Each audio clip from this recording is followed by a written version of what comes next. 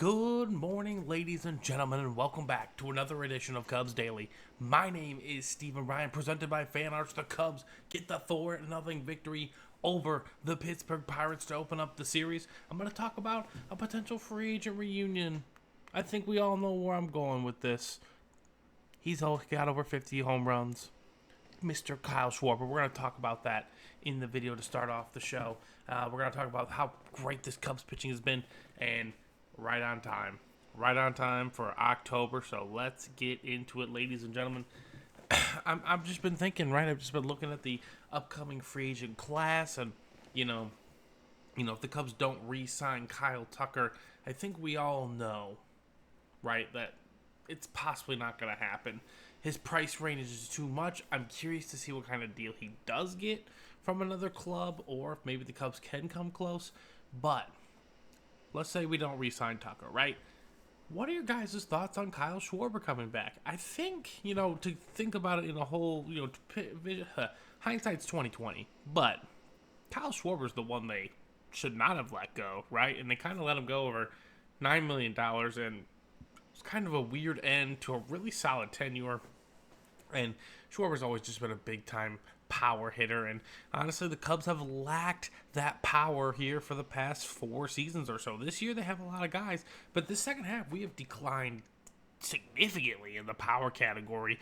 We still haven't had a guy to hit over 30 home runs yet, and I think Schwarber, now that the DH is, all throughout the league, he could be a perfect fit back here in Wrigley Field. So, I don't know what your guys' thoughts on it, but I was just kind of thinking about it, like, what is the potential capacity for a reunion, right? I don't think Philadelphia wants to let him go, which I totally understand. I mean, how could you want to let a power hitter like that go? Even if Kyle Schwarber's not going to hit 250, he's going to hit you 35 to 45 home runs. And, honestly, that plays in the playoffs, and he's already a really good proven playoff performer as well.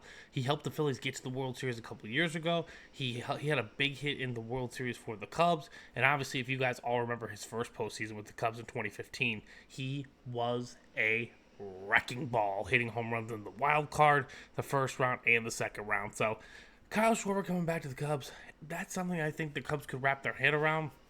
I think he would be right in that price range for the team too, like below $200 million essentially, and you're only going to get him for 4 years because he's already 35. So I think it's possible. I think it's not a bad get. Let him hit his 500th home run here as a Cub. If we're not going to be a serious organization and extend Kyle Tucker, why not? Let me know your thoughts down below on that possibility.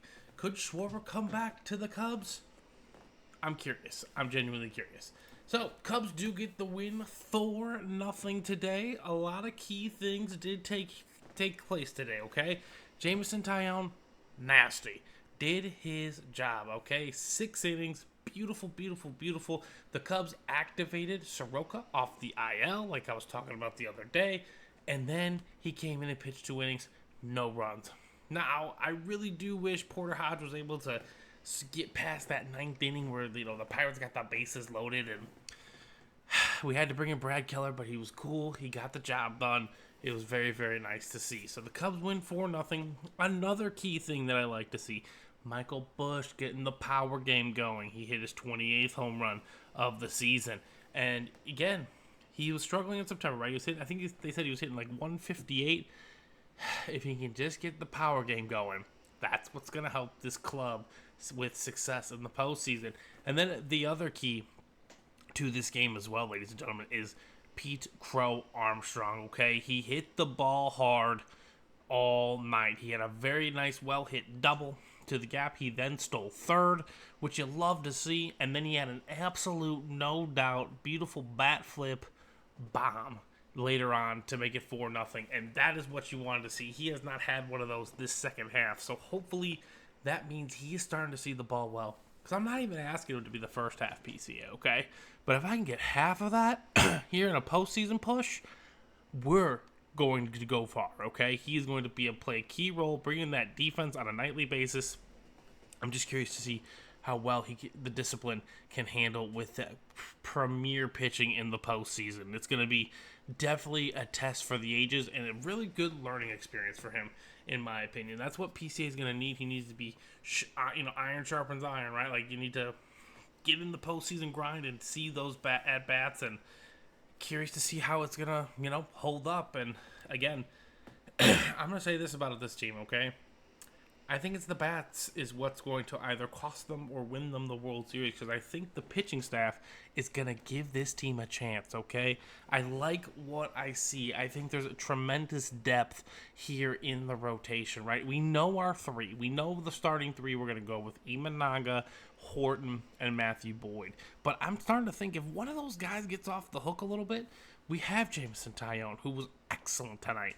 We have Mike Soroka, who's getting back into it, but he can give you a few innings or two, okay? Javier Assad can give you a few innings or two. Also, with the Mike Soroka move, Ben Brown went back down to AAA. That's an addition by subtraction. The bullpen looks a lot more fierce now than it did before. Caleb Thielbar, has been excellent all year long. Brad Keller as well. Just the pitching is really, really rounding into form. Now, is this the quality of level, the quality of teams we're playing? I don't know. That's where the test in the postseason is going to be. Things can change in a hurry. Unfortunately, the Cubs have not had much success against teams that are going to be playing in the postseason, but that doesn't mean anything, okay? Because, again, I've lived it before. I think you guys have lived it before. In 2015, when we faced the Mets, right, we were 7-0 against them in the regular season. They swept us. They swept us clean. Out. Just said, see ya, we're going to the World Series. So again, things change, okay?